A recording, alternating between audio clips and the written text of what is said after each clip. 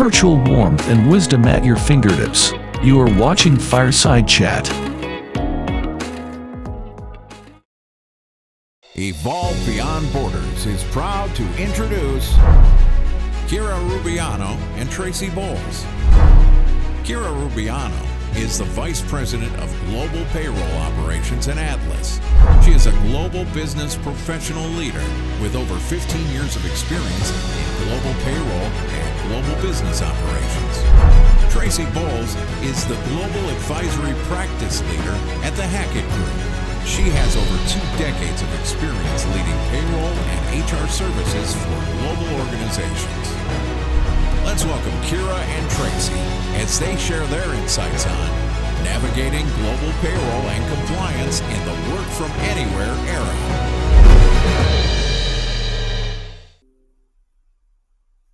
Thank you for that introduction and for having me on Evolve Beyond Borders today. My name is Tracee Bowles. I have 20 years experience in payroll and HR, both in-house and outsourcing. I started in PEO and then grew up through the outsourcing business and spent the last 6 years doing in-house global payroll and compensation. Joining me today is Kira. Kira, do you want to say a few words as well? Yeah, thank you so much, Tracee, and thank you, Evolve, for having me on this wonderful chat and to help spread our passion when it comes to global payroll. So my name is Kira Rubiano. I'm the Vice President of Global Payroll Operations for Atlas. I have over 15 years experience in global payroll outsourcing. So I've worked for multiple global payroll providers supporting companies all over the world. I like to say I have passion for payroll, but like most payroll practitioners and professionals, never thought I would end up in payroll. So my background's in international relations and law, but working in this space helps and satiates my desire to work cross-culturally and build connections and learn about the world. And I'm very, very excited to be here to share my passion and share, the knowledge and wisdom I've gained over the years in supporting companies all over the world. So thank you so much, Tracee, and looking forward to speaking with you today. Great, thank you. And thank you to all of the attendees for joining us today. There is a lot of publicity around the demand for virtual work after the pandemic, and employees are getting creative with where they would like to do that virtual work, whether it be temporarily or permanently. So our objective with our time today is to share some of our thinking around the complexity of global payroll and the risks involved when employees want to cross borders to do that work. And what are some of the creative ways that employers can use to address that expectation of working from anywhere? We know that global payroll is incredibly complex and full of compliance risks. Payroll teams have been tackling those risks and complexities with their companies when they want to expand into new states or countries. So, Kira, what are some of the complex challenges you've faced in your background with global payroll? Mm-hmm. Thank you. And I wish we had hours and hours to talk about this, but I'm going to try my best to take over 15 years of challenges and experiences and really hone in on it to get the best value for today's time. So throughout my career, I've supported companies in every single continent with the exception of Antarctica, but I don't doubt there will be global payroll in Antarctica very, very soon. And one day for sure, in over 160 countries. And there has always and continues to be 4 key pillars of compliance. The first pillar, which is proper and compliant entity and employee registration. 2 is accurate processing when it comes to pay slips, right, and calculations. 3, timely payment of employee salaries as per local law. And 4, timely and accurate payroll filing, submission, and payment. Those are the 4 key pillars when it comes to, payroll compliance. And the largest challenge I have seen companies face is underestimating the time to ramp up in a new jurisdiction and not fully understanding the requirements for operating in that jurisdiction so that they can ensure compliance of those 4 key pillars.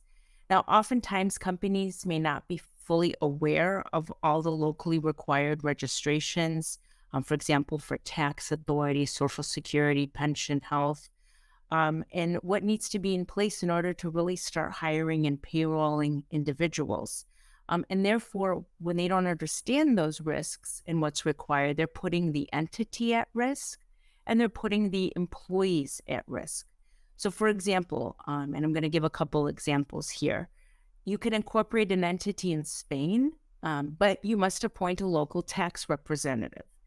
And if you haven't done that, right, and you just start hiring somebody, you will not be in compliance with the Spanish local tax regulators. And, for example, there are jurisdictions that require you to have Social Security registrations in place before you start hiring.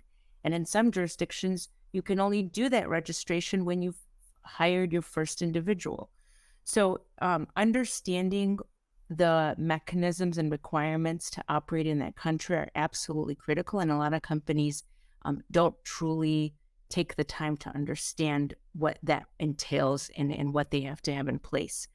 Another challenge that I've seen companies face is not understanding the local money movement requirements for paying salaries and taxes, for example. So in Colombia and Argentina, you must have salaries and taxes originate from a local bank account in local currency that's operated by the employer. So if a company doesn't have the mechanisms to be able to facilitate money movement, right, from, let's say, Colombia or Argentina, they won't have the ability to pay their employees or to pay the taxes as required for local law and the local currency. And for example, in many jurisdictions in Africa, you can pay people from abroad. Let's say you facilitate payment from your US or UK account for their salaries, but you can't pay taxes from abroad. So you have to have mechanisms in place and understand the requirements, for example, for moving money in that jurisdiction. And lastly, and this is where a lot of challenges you see for companies looking to implement work from anywhere, is how do you manage the employment of non-locals, right? So before sending an employee to a host location, whether on assignment or to accommodate a request for work from anywhere, it's critical for a company to understand the tax and compliance requirements of sending someone to work in a location other than the location they were hired to perform their work from. And that is, do you need to have other registrations in place? Do you have facilities to payroll that individual? What are the money movement requirements for getting that employee paid and any taxes paid? So at the end of the day, there is a plethora of different challenges that a company could face, but they have to ensure that whatever decisions they make along the way, that they're always keeping those four pillars of compliance at the top of their priority, because they have to be able to ensure the compliance of their entity and the employees, make sure that they're accurately processing the payroll, make sure that they're being timely with payment and are able to move money, and that they're also, fulfilling their obligations from a filing and submission and tax perspective. So it's, I don't mean to scare anybody by any means ever, but operating in a global environment is definitely something that can be challenging, but you have trusted people all over the world who are willing to help you and give you as much insight as possible so that you do it compliantly and accurately and hopefully with ease. And that's a lot of complexity, right? So payroll teams can't just tackle this on their own. They need to work interdepartmentally within their company to make sure that they do circumvent a lot of that risk and challenge that comes along with global expansion. So what are some of the risks that a company might face if they are not prepared for those challenge complexity? Thank you, Tracee. So to me, the risks are the challenges, basically. Underestimating the requirements and the time needed to be ready to hire. Okay. Depending on a company's overall strategic plans, a company may decide to incorporate an entity in a country, whether they're looking to expand into. That alone can take months, and even I've seen it take as much as up to a year to be able to, one, incorporate that entity, two, to get all the local registrations in place. 3, to procure vendors, right? Because you need support with accounting, payroll, maybe it's legal labor law compliance. And oftentimes companies don't realize that you need to get all of those pieces in place. Just because you've incorporated doesn't mean you could start going out into the talent pool and hiring people. So depending on the nature and the business activities of the business, incorporation may be the appropriate route. Okay. However, there are faster solutions to explore, such as employer of record options worldwide, which would allow a company to compliantly and quickly onboard and pay employees all over the world, mitigating compliance risk and increasing opportunity to attract top talent. Now, the direction a company takes as part of their expansion strategy is key, and that will heavily dictate their ability to, in essence, hit the ground running. If a company proceeds to hire individuals without a plan and without fully understanding the local requirements, both the company and the employee face multiple risks. One is it relates to labor law disputes. 2, tax authority scrutiny and penalties. 3, lack of protection for both the employee and the employer. And 4, overall loss to the business in terms of productivity. So once a company understands what is the strategic approach that the business needs to take, whether it's incorporation, whether it's going with a employer of record option, they need to understand that either option requires some time, and it requires them to do research and understand what's required of them to be able to move forward so that they mitigate risks of labor law disputes, tax authority scrutiny, as mentioned, lack of protection for both them, the employees, and making sure that they secure whatever business that they're looking to grow in that jurisdiction. Yeah, plan is crucial. I've seen it trigger corporate tax nexus inadvertently, and they weren't aware. It is very important to plan it out. So, Kira, in your experience, what are some of tools or resources that you've used to tackle global expansion that you might use again and share with those that are watching today? Yeah. So trusted advisors. Now, I know that word is often used in different forms, but when I mean by trusted advisors, it could mean working with global expansion consultants, okay, who have consulted companies on the markets, where it might be easier to ramp up and get, your business incorporated, where there's, top talent and what's the ease of doing business in that country.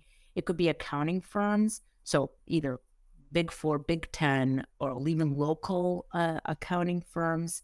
It could be an employer of record company, such as Atlas, but having a trusted partner who can guide you through complexities of operating across the globe or in that particular jurisdiction is absolutely key. The other thing is do your research. There are so many trusted online resources available out there. One of the first things that I do even today is I go to a government website. Every government out there basically has a website. Most of the time it's in English, but if not, you can hit that little translate button and it'll translate it for you. But even going to those government websites to understand, okay, oftentimes they'll say, what do you need to do to be registered as an employer? What sort of tax IDs do you need to have in place? What are tools available to you to be able to start operating in that country? But even just going to those websites, or let's say a Big 4 oftentimes releases manuals on operating in certain countries, will allow you to have, great resources available at your fingertips to do some research. And the other aspect is follow a network. So there are so many professionals out there on LinkedIn, on other spaces such as on GPA, Global Payroll Association, or GPMI, Global Payroll Management Institute, that have gone through these same challenges or might be experiencing what you're experiencing right now and can give you great insight or can introduce you to people who might be able to give you support and insight as you're looking to expand or as you're looking to have talent work in other locations. So the key is don't go into a situation ill-informed. You have options available to you, whether it's a network, whether it's connecting on LinkedIn, whether it's doing your research online, or reaching out to companies that are well-versed in this space and can give you guidance. But just don't go into it blindly and naively. I think in my experience, I have definitely seen so many companies take the approach of, oh, we just sent somebody there. or oh, I found, John Smith in London and I really like him, so I'm just going to have him start working for me. And so that's a very naive approach to take, and you don't want to put yourself and your company and the employee at risk, right? Because ultimately, an employee wants to ensure that not only are they compensated for their work, but they are protected as an employee of that company as well. That's a really good point. I've actually had that happen in my past. And hiring managers, they want to go out and get that business. So whatever we can do to help facilitate that and speed that up is always a win-win for the company. In my role, with payroll advisory, we talk to a lot of clients who have either set up work from anywhere programs or are looking to structure them, because not only associates, but also leaders are asking for that. So how do you at Atlas address work from anywhere as a company? So Atlas operates in 160 jurisdictions via a direct EOR, which is employer of record model, which means that we operate our own entities in every location, managing all components related to the local compliance, employment, benefits, and payroll. So we oversee all those 4 pillars that I mentioned earlier, plus on top of it, managing our own entities, which requires, accounting, corporate tax compliance, labor law compliance, all aspects of it. So not only do we support our own internal employees throughout the world, we have over 90 languages on staff, just to give you as an example, but our customers come to support us for their hiring and talent needs globally as an employer of record. And much of their talent is looking to work in a host location, which is a location other than the one they were employed to perform their original duties.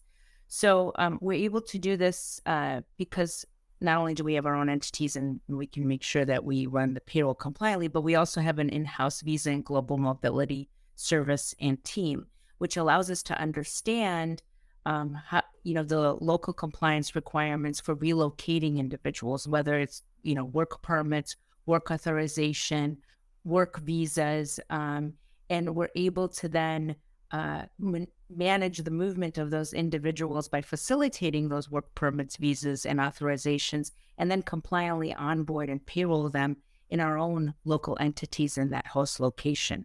I think oftentimes when a company gets a request to relocate somebody, right, they don't often realize that it's not just, buy them a plane ticket so that they can just, go to Tahiti and sit on the beach for, 6 months. But there's actually one work authorization, work permit requirements, right? Because they might be generating maybe even revenue for you in that location that you didn't know about. They have to have permissions to be able to work from that country. And depending on how long they are in and out of the country, they might have tax requirements in the host location.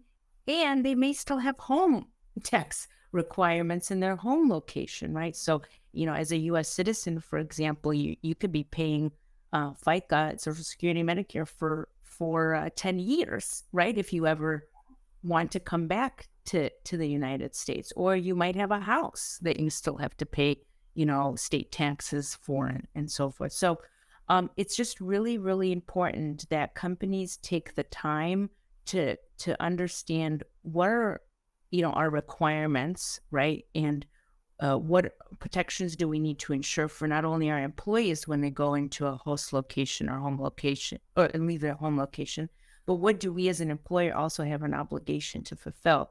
And so it's important to get perspective from, global mobility providers or those that have that service available, and make sure that you can actually payroll them wherever they end up going, because there might be local currency controls that need to be met. There might be tax compliance concerns that need to be met. And they might also have home tax obligations that need to be considered before they leave the country. So definitely, once again, being informed, seeking guidance, looking at, what other companies are doing also is really key. Agree. Yeah, you just can't escape taxes, regardless of where you go. Even if you want to. True. Sometimes, and I think it's interesting because what I'm seeing with the younger generation is, everyone's kind of like, I can work from anywhere because I'm a nomad, and, I'll just move around the world. But I think it's important to have a level of sophistication and understanding to say, well, what does that mean? Like, it can't be that easy, but it also isn't that hard anymore either, right? As long as you're working with the right solutions, the right provider to help support you in that need, and you're doing your research before you just ship yourself off or your employee off to another part of the world. Given all the landmines with global payroll expansion, allowing employees to choose where they work with no restrictions really isn't an option. But there are some creative ways to offer work from any of these types of locations. So we've seen clients that will allow their employees to select from where they currently have a footprint today. Maybe they are currently live in 10 countries, and they'll tell their associates, if you want to move to any of these locations, you can. Sometimes they have to segment that maybe by region, or maybe by the area of the company that they work in, or by language. Language is a big barrier to some of the global payroll situations in different countries. We've also seen a big adoption of the digital nomad visa. Now, this takes it off of the employer and puts it onto the employee. It is temporary, but it gives them an option of different locations to work from, visit, live for a period of time, anywhere from 4 months to 2 years. Some of them can even be renewed. And that's a good way for employers to not have to take on the burden of expansion, although it doesn't allow for a permanent fit. So those creative options work for existing employees, right? But some leaders and hiring managers want to hire the best talent, regardless of geographic location. So how are you guys tackling that as well? Yeah. And thank you for that, Tracee. You're absolutely right.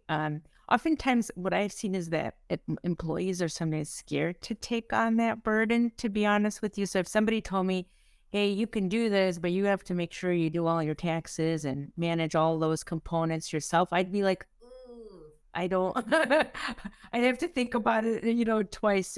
Do I want kind of that liability and ownership? Honestly, the key to supporting companies, their leadership and talent, is to ensure that the solution you put forward is ultimately compliant, right? You want to make sure there's protections for the employee and the employer. And an option that allows all parties to increase speed to hire is going with an EOR model that operates in the locations that you're looking to support your talent and can facilitate the management of employees in that location. So in that sense, you have a peace of mind that everything is being handled for that employee in terms of taxes, compliance, protections, and then you also have a level of protection as an employer managing the employment of that employee, because the liability ultimately falls on the EOR from a tax and employment perspective. And the other thing is you want to make sure you have global visibility, right? So if you have an employee, that's hopping around as a digital nomad, maybe that's great for the employee, but do you truly know, where they are? If they're managing all those, tax compliance components, is there any risk for you having that employment relationship with them, depending on the jurisdiction they're in? So it's really important to have that visibility and transparency and accountability when it comes to your talent or hiring talent all over the world. And, you know, a lot of the solutions out there today even have technologies that allow you to basically know exactly what's happening on the payroll, what's happening on the employment benefit side, you know, where are they at that moment, where are they located. So having the compliance solution and the technology solution is just really, really key. And obviously, as I've mentioned before, and as we've talked about throughout this session, is do your research. Do your research and work with a trusted partner and solution so that you manage the business expectations, and ultimately then you'll be successful in either hiring or retaining the talent globally that you're looking, you know, to secure. So you want to be creative, but you also want to be smart, and ultimately, whatever you do, you want to be compliant, right?